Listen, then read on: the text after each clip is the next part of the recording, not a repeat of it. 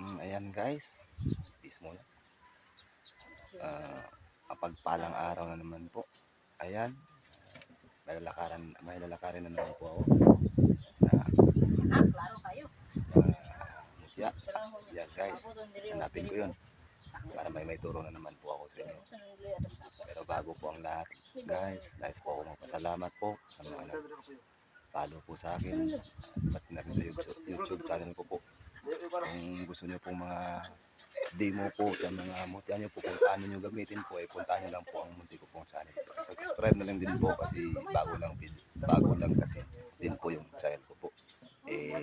Ngayong taon lang ko lang po yung in-upload kasi ngayon po lang ako tinawag na Diyos sa langit po. Ayan guys, tip para po sa inyo, bago kayo maglakad po pupuntang maghanap ng mutya po, ay kailangan nyo pong manalangin muna. Tapos pagkatapos nun, sabay tadyak sa paa 7 beses at sa may pintuan 3.